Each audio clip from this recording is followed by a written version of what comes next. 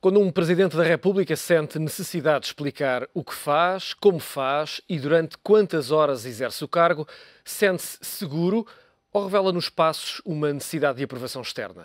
Quando um Presidente da Comissão Europeia, à beira de terminar funções, precisa de explicar que apoia os sacrifícios dos seus concidadãos, está de olhos postos na próxima eleição presidencial, quando o ex-chefe do Eurogrupo diz que a austeridade pode empurrar a Europa de novo para a guerra, está a falar do que ninguém parece querer ouvir. São estes alguns dos temas da causa das coisas. São convidados habituais: Manuel Monteiro, professor da Universidade de Lusíada; Raul Vaz, diretor executivo do Economic TV. Agradeço aos dois a vossa presença. Professor, começo por si para lhe perguntar: Cavaco Silva tem talvez a versão mais limitada dos poderes presidenciais desde o 25 de Abril. É por isso que sente tanta necessidade em explicar o que faz e como faz? Olha, eu confesso-lhe que ver um Presidente da República ou alguém que desenvolve e desempenha funções de natureza política explicar as horas que trabalha, a mim, eu respeito, mas isso faz-me uma certa confusão. Porque aquilo não é uma... Eu nunca entendi um cargo político, ainda que deva ser desenvolvido e desempenhado profissionalmente, como uma profissão. Ou seja, como uma profissão em que você entra às 4, sai às 5 e depois das 5 às 6 não pensa mais rigorosamente no assunto. Isso é impensável, sob o meu ponto de vista, a não ser em alguém que tem da política, e seguramente o professor Cavaco Silva tem, uma visão estritamente tecnocrática. E essa visão estritamente tecnocrática leva-o a dizer: eu trabalho 10 horas por dia e às vezes ao sábado e ao domingo ainda trabalho algumas horas em casa. Repare, um político, alguém que está envolvido numa determinada ação, nunca deixa de pensar naquilo que está a fazer. Nunca deixa de pensar, é assim.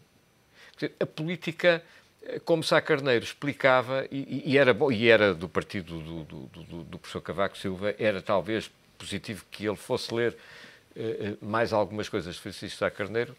A política tem um lado lúdico, tem um lado mais exigente de profissional, mas nunca tem hora certa. Diga? Mas nunca tem hora certa. Não tem hora certa, está a entender? Quer dizer, portanto, ver um Presidente da República dizer isso é algo que, no meu modo de ver, ele parece um funcionário de escritório que está a dizer ao patrão, neste caso os portugueses: vocês não gritem comigo porque eu trabalho muito, eu até trabalho 10 horas por dia. Tem que ter cuidado, qualquer dia vai lá à Inspeção-Geral de Trabalho e diz: olha, o senhor não pode trabalhar mais 10 horas por dia, portanto o senhor está a cometer aqui uma ilegalidade ao abrigo do Código de Trabalho. Quer dizer, portanto, isto para mim, está a entender, ou então qualquer dia vem requerer horas extraordinárias, dizendo: já trabalhei mais de 8 horas por dia e, portanto, ou de mais 7 horas e tal por dia. Portanto, isso, confesso-lhe, é um pormenor, mas que diz muito da personalidade, da maneira de ser, daquele que os portugueses quiseram durante 10 anos como Primeiro-Ministro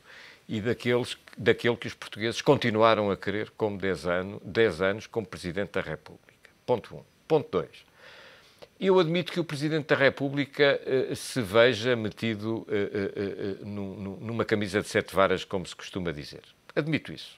E admito que o Presidente da República tenha consciência de que não pode provocar crise indo atrás do que diz o Bloco de Esquerda ou o Partido Comunista e demitir o Governo sem ter uma solução ou a perspectiva de uma solução verdadeiramente sustentada e que governe, mas que governe com estabilidade. Portanto, eu admito tudo isso. E admito até uma outra coisa.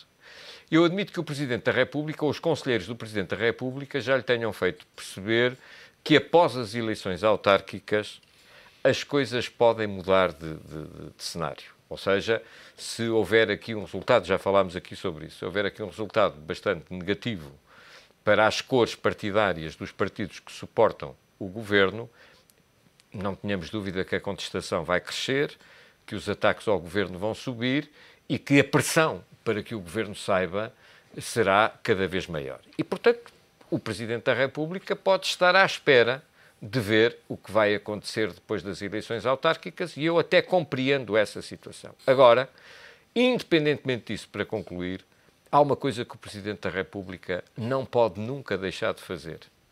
Trabalho 10, 15, 20 horas. É de ser sempre uma voz ao lado dos portugueses. E essa voz ao lado dos portugueses pode ser uma voz até de calma, de transmissão de calma. E esse aspecto é um aspecto muito importante que o professor Cavaco Silva se esquece. Porque eu não exijo ao professor Cavaco Silva que demita o governo, não, ou que destitua o governo, que dissolva a Assembleia da República e que convoque eleições antecipadas. Mas espero, como português, que o Presidente da República tenha uma voz ativa, interveniente e pública. Porque se ele não tem essa voz ativa e pública, então eu não sei porque é que nós temos que ter um Presidente da República, ainda por cima eleito por sufrágio direto, universal e secreto. E esta prova foi o reconhecimento pelo próprio, que não tem tido essa voz ativa, ou que pelo menos os portugueses não entendem dessa maneira? Não, foi ele dizer, bom, os senhores acham que eu não estou a fazer nada, mas eu estou a fazer muito, só que os senhores é que não estão a ver. Ninguém sabia se ele trabalhava 10 ou 15 ou 17 horas, não é? Portanto, foi isso, no fundo, que ele veio dizer. Não se zanguem comigo. Não se zanguem comigo porque eu estou a trabalhar muito. Eu até trabalho 10 horas por dia no Palácio de Belém. Raul, como é que se entende esta publicação deste prefácio nesta altura, sendo que Cavaco, obviamente, percebemos que não vai ter pelos próximos tempos uma vida fácil, nem estável, nem pacífica, nem uma solução óbvia para o que se passa em Portugal? Não vai ter a vida que imaginou, mas deixa-me pegar na deixa do Manuel Monteiro para dizer, conta-se uma história de que António Oliveira Salazar, quando era Presidente do Conselho, no princípio, deixava sempre uma luz acesa no Terreiro de Paço, que era no seu gabinete, que era quando as pessoas passavam no Terreiro de Paço, e Portugal era muito Lisboa, sentiam que o país estava a ser governado. Os tempos mudaram, não é? Não quero comparar esta exaltação do Presidente da República, dizendo que trabalha não sei quantas horas por dia, ao sábado e ao domingo, não tem feriados, nem pontes, nem descanso, comparando o António Oliveira Salazar. Mas já há aqui alguns mimetismos que são graves, ou seja, este não é o tempo do professor Cavaco Silva. E eu quero compreendê-lo. Não é o tempo que ele sonhou, mas quer dizer, eu penso que ele está sempre a correr atrás do prejuízo. Penso que o Presidente da República cometeu um erro, um pecado original. Tenho dito aqui repetidamente, porque vem a propósito, vou voltar a dizê-lo. Foi em 2009, quando impulsou um governo minoritário do engenheiro Sócrates, numa circunstância já de crise absolutamente evidente, tanto na Europa como no mundo, como em Portugal. Em Portugal as coisas chegam sempre mais tarde, depois também partem mais tarde, como é óbvio, mas qualquer observador e, sobretudo, uma pessoa com a capacidade e com o conhecimento do professor Cavaco Silva deveria saber que a situação era uma situação de pré-emergência, se não de emergência, e, portanto, nunca deveria ter dado a posse a um governo minoritário, nas atuais circunstâncias, mas numa circunstância que, à cabeça, retirava poder ao governo que ia ser impulsado, porque Sócrates vinha de uma maioria absoluta e tinha perdido a maioria absoluta para uma maioria relativa. Eu penso que, apesar de existir na altura a doutora Ferreira Leite ainda à frente do PST, mais não fosse para ficar com esse capital público, o professor Cavaco Silva deveria ter movido todas as suas influências para tentar que o governo tivesse uma base parlamentar mais sólida. Não o fez. Como não o voltou a fazer quando nós entramos num período de assistência financeira e deu posse a um governo, este maioritário, este de coligação, obviamente com características diferentes, mas não teve o cuidado de envolver o Partido Socialista permanentemente naquilo que eram as dificuldades do país. Não o fez ele e permitiu que, a vida é assim, deu espaço de manobra aos protagonistas que obviamente estão em campos diferentes. Um está num campo, outro está no outro. Estou a falar do Dr. Pedro Passos Coelho e do Dr. António José Seguro. Portanto, cresceram aí as animosidades, cresceram as diferenças e cresceram as divergências que estão absolutamente instaladas. E eu penso que o professor Cavaco Silva tem perfeita noção disto tudo. E hoje olha só ao espelho e olha para o país sobretudo e diz, eu errei. Eu quero crer que é isso que ele sente. E quero crer que é isso que ele procura corrigir. Só que agora, cada dia que passa ou cada mês que passa, isso depende menos dele. E depende menos, obviamente, inclusive da governação. E, portanto, ele está metido numa camisa de 11 varas, que é ficar na história como o presidente que não deveria ter sido presidente e que não deveria ter dado o salto, se isso é um salto, de primeiro-ministro da chefia do governo para a presidência. Eu, aliás, acho que a história é pródiga nestas comparações, que obviamente são coisas muito, muito elementares, mas que são elas que, no fundo, também são impressões digitais que ficam para a memória futura, que a comparação, quem é que vai fazer, com quem é que vai ser feita a comparação entre Mário Soares e Cavaco Silva? Inevitavelmente, porque partilharam divergências, porque conviveram no mesmo espaço político de confronto, obviamente, porque um foi 10 anos Primeiro-Ministro, enquanto o outro foi 10 anos Presidente da República, num momento mais ou menos num período histórico idêntico. E, portanto, as pessoas vão ficar com uma ideia, com uma imagem, com uma lembrança de Mário Soares, Presidente da República, o grande Presidente da República, Cavaco Silva, um bom Primeiro-Ministro. E, portanto, isto, obviamente, que o que nós fazemos é um bocado como antigamente era o sistema das reformas. Era o melhor dos últimos 5 anos. O que fica para o fim é o que perdura, de certa forma. Salazar não é lembrado pelo seu período de Ministro das Finanças, que endireitou as contas públicas. É lembrado, e bem, ou mal, por o período em que exerceu o cargo de poder absoluto, e mal, na minha opinião. E, portanto, isso fica. E Cavaco tem esse problema, e certamente, como é um inteligente, não tem a coragem política, não tem tido a coragem política para dar uma pantufada a Mário Soares, se me é permitido a expressão, dizer, acabou. Ou seja, meus senhores, vamos nos sentar à mesa. Eu acho que ele ainda poderia fazer isso. Acho que há sempre espaço para se corrigir um erro, sobretudo quando ele é um erro que tem consequências coletivas muito acentuadas.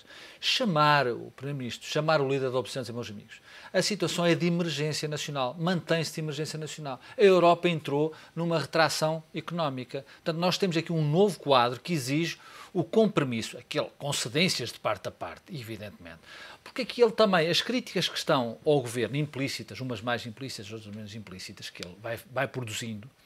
Claro que já não produzia há 35 dias, ou coisa que o valha, mas que vai produzindo, e neste prefácio há o remoque a Sócrates, que eu acho que, de facto, também é revelador de algo. É revelador ali de uma pedra que ficou na engrenagem. Sim, a amargura, a angústia, ao nível da política, sobretudo. Cavaco Silva nunca desculpou José Sócrates. Pois, mas quer dizer, mas também aí teve a sua cota parte de responsabilidade. Admito que José Sócrates tenha feito coisas a Cavaco Silva que não se faz a ninguém, como admito que Cavaco Silva tenha feito, ou tenha tentado fazer, provavelmente não conseguiu, coisas a José Sócrates também não se faz a um chefe do governo, e portanto, não está resolvido. Isso os portugueses, isso obviamente que é bom que a gente fale sempre do passado para preservar o presente e para construir um futuro diferente, para melhor, obviamente, mas não é próprio de um Presidente da República estar a mastigar essas angústias. Ainda o faz hoje, neste prefácio, como o tinha feito o ano passado, de uma forma desabrida em relação àquilo que foi, de facto, um erro político inaceitável, que foi o esconder do PEC 4 ao Presidente da República, levá-lo a Bruxelas ou à Alemanha antes de o levar à Presidência da República, como devia ser feito. Mas, quer dizer, não é isso, já não é isso que os portugueses querem ouvir, nem precisam de ouvir. Os portugueses querem, de facto, é que o Presidente da República seja procure ser, apesar de tudo, um elo de confiança. A confiabilidade no sistema político tem caído a pique. Não é por acaso que este Presidente da República tem, ele também, os piores resultados de probabilidade de qualquer Presidente da República em democracia. Portanto, é isso que eu penso, que o Presidente da República diz, eu não me importo, que não tenho o feitio, quer ele dizer, para ser uma ferramenta mediática de rentabilidade fácil, que de facto é verdade, poderia o ser, enquanto exercesse de outra forma o seu cargo, mas há um equilíbrio que ele não consegue atingir. Ou seja, as pessoas olham hoje para o Presidente da República, cada vez olham menos, obviamente, como aquele que pode ser portador de uma palavra de confiabilidade e de esperança. E é isso que Cavaco Silva está a perder. E eu temo que o perca definitivamente, e vamos entrar num período muito difícil, que é o período de conclusão do período de assistência financeira e o pós-Troika. O pós-Troika vai ser muito complicado. Quer dizer, quando a Troika sair, vai voltar a política a sério.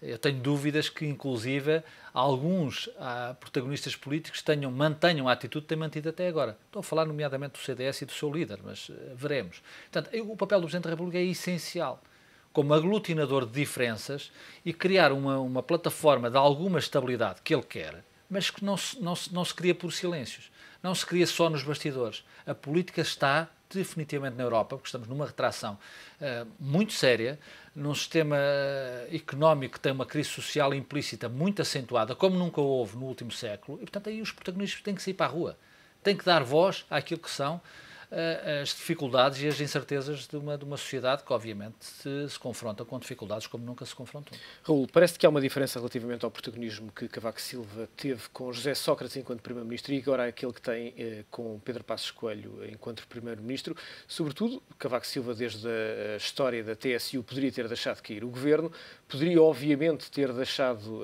cair o governo noutras situações, mas parece sempre uma certa indecisão sobre que caminho ele próprio quer dar ao país ou que sinal quer dar ao país relativamente a este governo.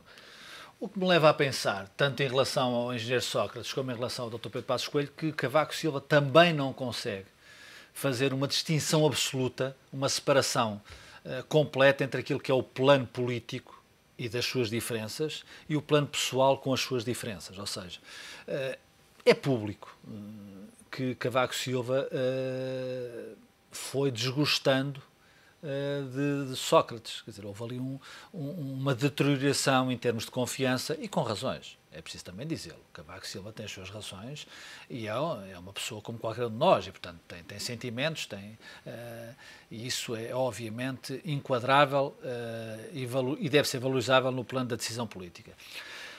Mas eu julgo é que isso perdura. Ou seja, essas questões, essas questiúnculas, essas feridas perduram. E isso justifica até os prefácios, tanto o anterior como agora este remoque que perdura também neste último prefácio em relação ao engenheiro Sócrates.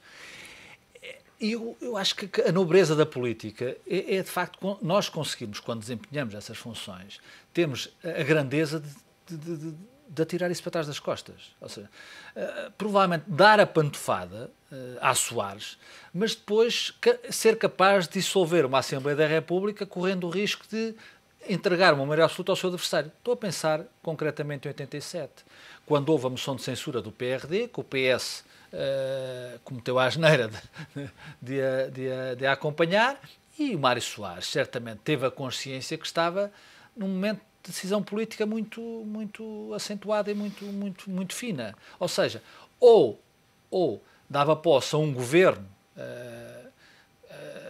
ou convocava eleições, ou tentava encontrar uma solução parlamentar uma solução governativa dentro do quadro parlamentar, e convocou eleições. E eu julgo que ele tinha a consciência que poderia dar um suplemento de alma, em termos de votos, ao seu adversário político, que era já o professor Cavaco Silva, até porque era de outra família política. Mas ainda não era tanto. Ainda não era tanto. Você há de reparar que depois Cavaco apoiou Soares. Sim, claro, também teve essa grandeza, é verdade. Mas eu acho que foi por necessidade, foi por falta de ou grandeza ou falta de alternativa. E, portanto, respondendo à tua pergunta, eu acho que há, de facto, essa falta de empatia entre Portugal. A política é muito feita, às vezes, de ódios, quer dizer, de ódios entre as pessoas. Acho que é, de facto, é tempo de nós ultrapassarmos esse patamar, saltarmos esse degrau e pormos, de facto, como dizia Sá Carneiro, Sá Carneiro dizia duas coisas interessantes, sobretudo uma, na minha opinião, que fazer política sem prazer é uma chatice. Isso, de facto, o lado lúdico, sim. O lado lúdico da política. É uma chatice, de facto. Cavaco Silva dá muitas vezes a sensação que faz política sem lado lúdico. O que é fazer política, ter a vida escrutinada, ter as televisões, ter os jornais, as rádios em cima permanentemente, saber quanto é que é a nossa folha fiscal, como é que a nossa família se comporta, quais são as nossas ligações em termos de amizade. Isso é uma chatice. Portanto, se não há um prazer que se ponha no outro prato da balança, é evidente que isto é confrangedor até para quem o faz. Portanto, Cavaco Silva não consegue, julgo eu, ultrapassar essa barreira. Ou seja, quando não gosta de uma pessoa, não gosta de uma pessoa. E quando ela exerce, obviamente, quando ela é um interlocutor de primeira linha para o Presidente da República, neste caso Cavaco Silva, é evidente que eu acho que isso limita a sua ação. Professor Manuel Monteiro, naquilo que é a linha que o país está a seguir neste momento, e até muito enquadrada por aquilo que se passa na Europa, Cavaco Silva vai ter, ou pode ter, nos próximos tempos, um problema grande para resolver. A questão é como é que essa inabilidade política que tem demonstrado recentemente pode ser, digamos, compensada para encontrar uma solução de juntar várias partes que neste momento estão completamente costas voltadas, nomeadamente PS e os partidos do governo.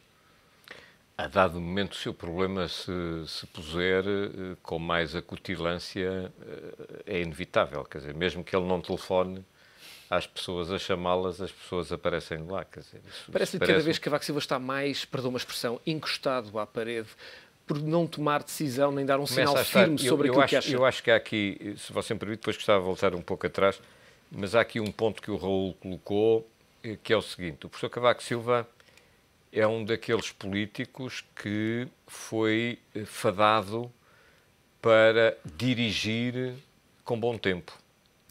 Repare, foi assim com o primeiro-ministro. Com bom tempo, exatamente. Quer dizer, repare, ele quando chega a primeiro-ministro, repare, pense nisto, ele é ministro das Finanças no primeiro governo da AD, mas já não é no segundo governo da AD. Portanto, ele tem noção que é um pormenor que nunca foi devidamente explorado, sobre o qual alguma coisa se disse ele próprio, mas nunca com a profundidade. E eu conheço duas versões. Conheço a versão boa e conheço a versão má. Má no sentido de que ele percebeu que o governo não teria possibilidade de continuar a apoiar os funcionários públicos, como também na altura já se apoiava, e, portanto, disse: eu agora não quero aqui continuar como Ministro das Finanças. E, portanto, a perspectiva que sempre tive é que o professor Cavaco Silva é um homem que detesta ser contrariado, não tem capacidade de reação à crítica, à contestação. Eu próprio fui líder do PP, como sabe, quando ele era primeiro-ministro, e recordo-me como se fosse hoje, quer dizer, talvez a minha primeira reunião no Palácio de São Bento, em que era Ministro dos Negócios Estrangeiros, isto na véspera de uma cimeira europeia, em que era Ministro dos Negócios Estrangeiros o professor Deus Pinheiro e líder do Partido Socialista, o Engenheiro Guterres, e pelo Partido Comunista estava presente, veja-se, o Carlos Brito, quer dizer, que entretanto acaba por sair, e está-se a discutir o que é que o governo português deveria fazer e dizer num Conselho Europeu, e eu tomei uma posição totalmente contrária àquela que ele tinha prevista que eventualmente fosse ali transmitida, e ele reagiu mal. Com educação, claro, mas notou-se nitidamente que o professor Cavaco Silva sempre me deu a sensação de ser alguém que programa com antecedência uma viagem Lisboa-Porto, programa a hora que vai parar em Pombal para tomar um café e depois a hora a que vai chegar ao Porto. Se por qualquer motivo a autoestrada está cortada, isso perturba. Ou seja, isso não está nas suas previsões. É evidente que ele acabará por sair da autoestrada para ir para a Estrada Nacional número 1, mas isso perturba. É evidente que perturbará qualquer um de nós, mas nós tentaremos imediatamente resolver a situação, uns mais do que outros. Ele não está fadado para mar revolto, para coisa que parece importante. Não é que isto seja um problema fulcral para quem tem que pagar contas, para os empresários que têm pagar salários e que têm as suas tesourarias aflitas, mas de qualquer forma os programas, nomeadamente este para o qual gentilmente me convidam, também pode servir para apelar a uma certa reflexão para além daquilo que vem todos os dias na comunicação social. Eu percebo o que o Raul diz. O Raul, vamos falar com clareza, o Raul estava a dizer: um político tem que saber passar para trás das costas muita coisa portanto, ou seja, os problemas pessoais entre vocês não podem ser chamados aqui e tal. Eu, como sabe, tive problemas pessoais que depois redundaram em problemas políticos e que provocaram uma ruptura entre mim e o atual líder do CDS. E perguntei-me a mim próprio muitas vezes, talvez seja a primeira vez que estou a dizer isto em televisão, se eu tinha capacidade, provavelmente não tenho, para fazer política a um determinado nível, porque tenho dificuldade em continuar a sorrir para as pessoas de quem eu não gosto. É evidente que o país, os ideais estão acima disto, mas quando nós olhamos para trás, perguntamos-nos: mas será que foi sempre assim? Será que os grandes líderes de Estado souberam sempre dar a mão? Eu acho que não. Eu acho que o que não havia era televisão. É verdade, não havia televisão. Mário Soares, apesar de toda essa bonomia, zangou-se com Salgado Zenha e não me consta que tenham feito as pazes. Agora fez, obviamente, com o Dr. Brau Alegre, ainda bem, mas não me consta que tenha feito as pazes. Portanto, é difícil, ou seja, eu acho que às vezes os cidadãos esperam de quem está na política um determinado tipo de comportamento que eles próprios não têm na sua vida. E os políticos, melhor ou pior, não deixam de ser pessoas de carne e osso. Repare, eu tinha muita dificuldade, esse foi um dos meus grandes dramas na vida política, eu tinha muita dificuldade em conviver com pessoas que eu considerava falhos de caráter, que considerava canalhas. E politicamente deveria sorrir para eles. Há pessoas que conseguiram no CDS ser de todas as direções, mesmo daqueles líderes que não se davam uns com os outros. Oh, Manel, mas não é no plano da forma que eu me referi. O plano da forma, com certeza. É na questão do conteúdo. E na questão do conteúdo, claro, quem exerce as funções de Presidente da República estou de acordo consigo, deve ultrapassar, até para entalar, no bom sentido, em função do bem comum, essas deve ter presente Maquiavel, que ensinou devidamente isso. Agora, eu não estou a desculpar Cavaco Silva por ter dito o que disse de Sócrates, até porque eu não li. Não gosto de certas pessoas. De mim não gosta, por exemplo, mas também, isso não é coisa que a mim me preocupe sob maneira. Mas, e eu sei que não gosta, mas de qualquer forma isso não é uma coisa que... Ao contrário, nunca votei Mário Soares, é público, e tenho uma excelente relação pessoal com Mário Soares. Sempre tive, coisa que aliás é referenciada naqueles livros que a Maria João Avilés fez com ele. Mas isto para lhe dizer que eu acho que vai ser inevitável que o chefe de Estado em determinado momento chame as pessoas. Porque nós nós já nos tínhamos apercebido, infelizmente, eu por mim digo infelizmente, porque às vezes saber as coisas antes de tempo significa sofrer mais cedo. Mas mais tempo. Mas os cidadãos começaram a perceber agora com o salário que não receberam, começaram a perceber que isto está pior do que eles próprios, não era do que lhes diziam, era do que eles próprios achavam ou queriam achar, não é? E há aqui um aspecto que me parece essencial também.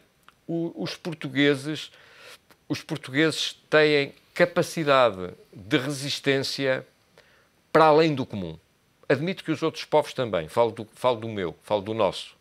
Sabe que eu vivi uma temporada em Paris, algum tempo em Paris, e fiquei com uma admiração profunda pelo imigrante português médio, naquela época.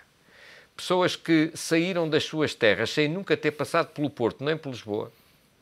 E a primeira grande cidade que viram foi Paris, sem saberem falar nem escrever a língua francesa, e triunfaram.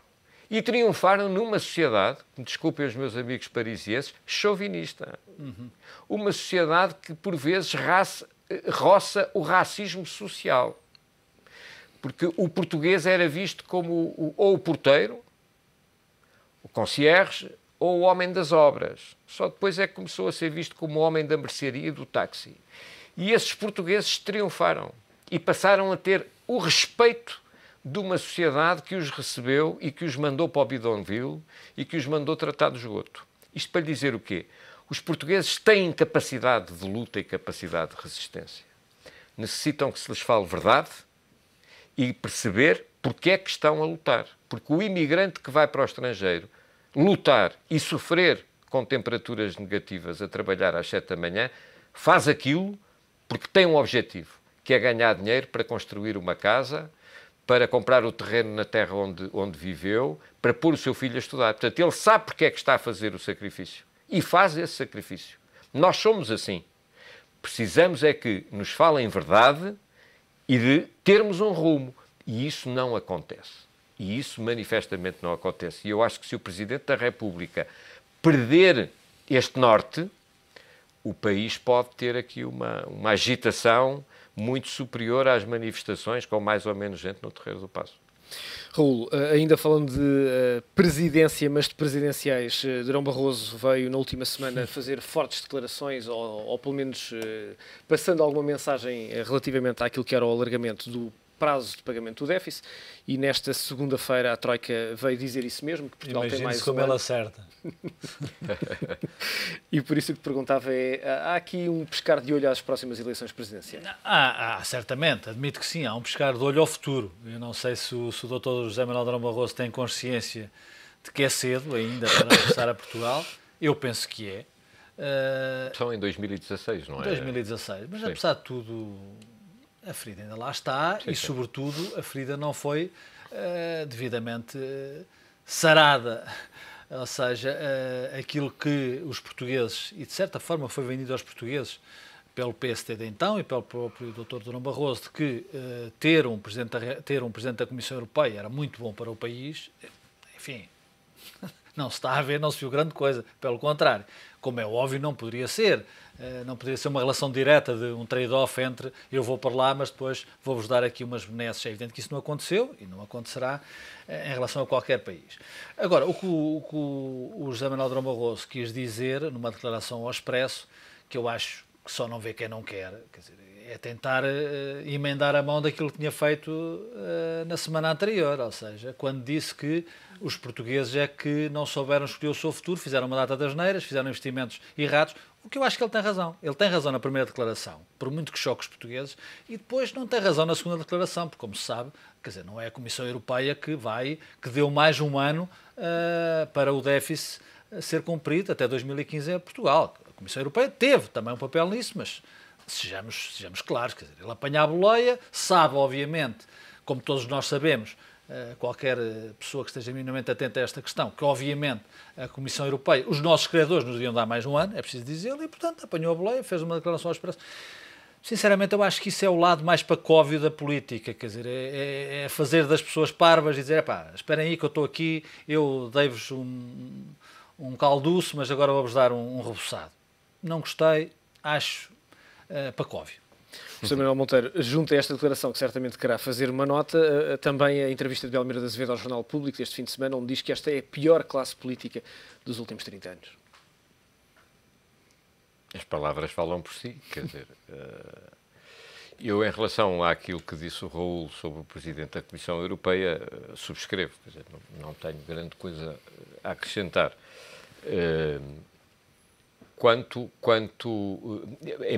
Embora gostasse de acrescentar só isto, sabe que faz-me uma certa confusão. Eu acho normal e legítimo que nós estejamos sempre a preparar o próximo campeonato e que as pessoas não morrem e que disputem eleições e que as suas ambições sejam postas em cima da mesa.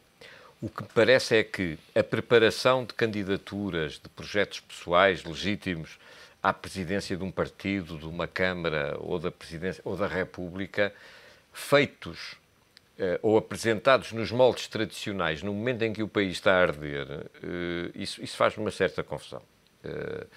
Porque eu comecei na atividade política com 14 anos. E eu recordo-me que a primeira coisa que quem queria fazer política, até candidatar-se à presidência de uma organização de juventude, era apresentar um projeto político. Era fazer um papel. Primeiro dava a divulgar um papel.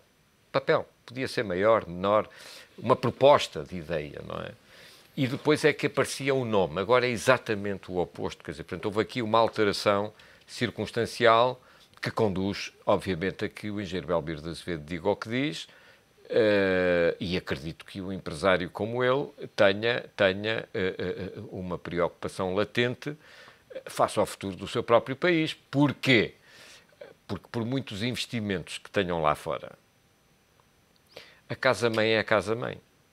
Quer dizer, caso contrário, já se tinham ido todos embora com todas as coisas, não é? Quer dizer, com certeza que as pessoas podem ter muitos investimentos na Polónia, etc, etc, etc. Mas é bom não esquecer que o que deu a alavancagem para poderem... Não estamos a falar do imigrante que foi com a mala de cartão sem rigorosamente nada, não é? Quer dizer, há um conjunto de empresários... E esse volta sempre. Ora, aí está. Há um conjunto de empresários a quem não é manifestamente indiferente aquilo que se passa no país onde tem a sua casa-mãe, mesmo que a sede legal seja noutro país qualquer. E isso penso que preocupa, obviamente, o engenheiro Belmiro de Azevedo, porque ele olha também para as contas das suas empresas e verifica que as rentabilidades não são as mesmas, que os balanços não são exatamente os mesmos, quer ao nível do setor da distribuição, quer ao nível do setor imobiliário, etc, etc. E, portanto, eu compreendo que ele diga isso. Repare, fica-me mal, e eu não gostava de fazer isso. Eu às vezes vejo pessoas que tiveram responsabilidades políticas, nomeadamente que foram ministros, e agora que não são, virem dizer o que é preciso fazer. Mas quando foram ministros nunca fizeram. Nunca fizeram. Eu às vezes gostava de lhes perguntar, pessoas, explique lá porque é que nas finanças, na segurança social, na saúde, na educação, eu estou de acordo consigo. Mas porque é que quando lá esteve, quando meteu a mão na massa, porque é que não fez o bolo como achava que agora ele devia ser feito? Quer dizer, eu nunca tive responsabilidades governativas e creio que aquilo que digo e penso hoje, para mal dos meus pecados, é exatamente aquilo que dizia, que pensava e em que acreditava quando fui líder partidário em Portugal. Mas mesmo assim, eu só lhe quero dizer o seguinte. Eu cresci na vida política portuguesa com pessoas, mesmo do meu próprio partido, no CDS,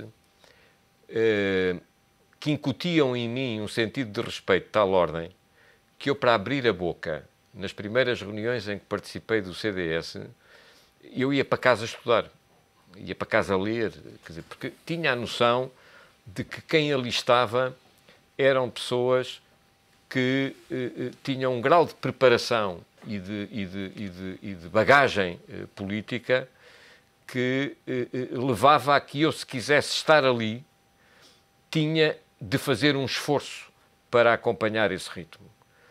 Hoje tenho a noção de que não é assim. Posso estar enganado, posso estar completamente equivocado, mas tenho a noção que não é assim. Dir-se-á, bom, mas você também foi líder partidário e nem era licenciado, e portanto, o que é verdade.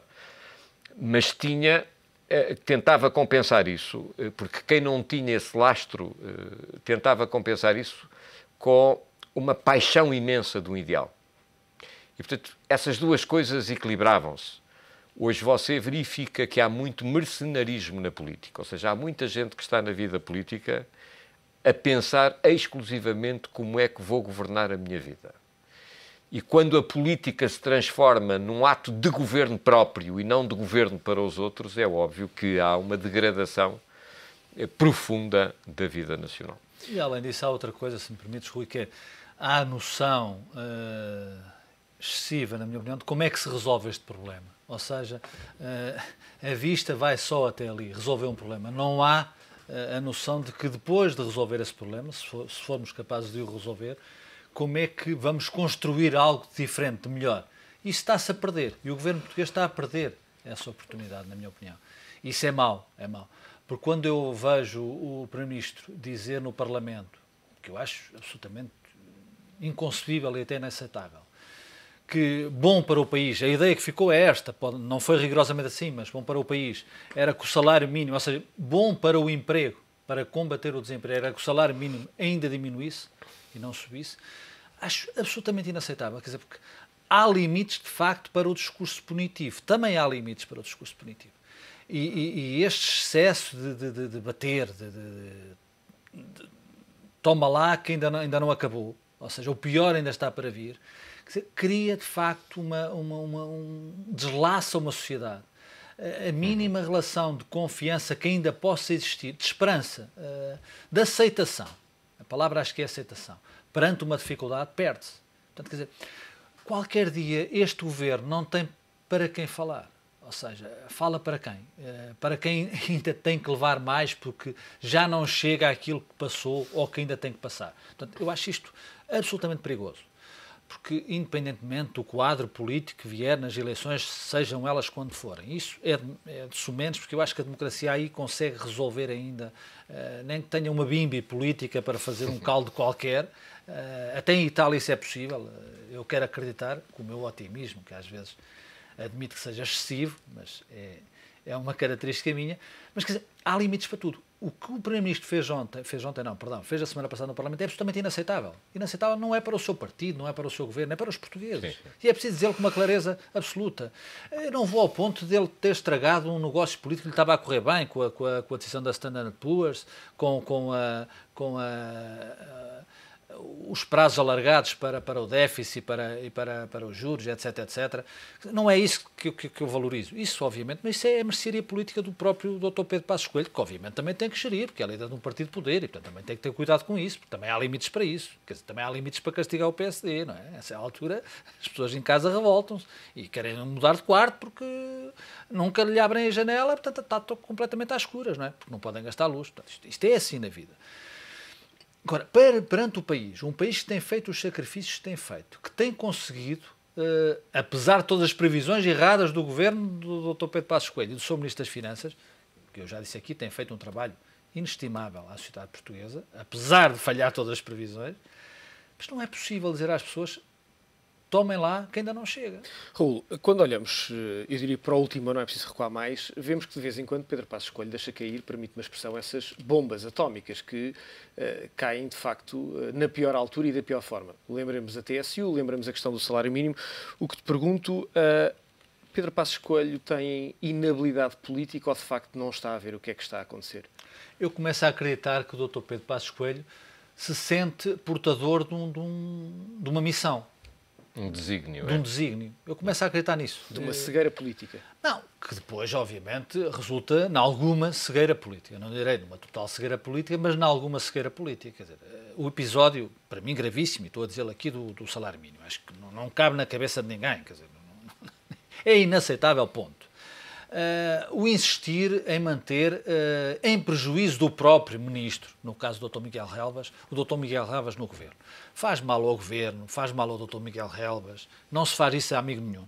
Não se faz isso a amigo nenhum. Quer dizer, mesmo que o Dr. Miguel Relvas quisesse ficar no governo, o Dr. Pedro Passos, se é amigo do Dr. Miguel Relvas, dizia ao Miguel, vamos lá, vê lá se vês a tua vida, quer dizer, porque isto já está nesse plano. Portanto, não se faz a ninguém. E, sobretudo, não se faz ao país.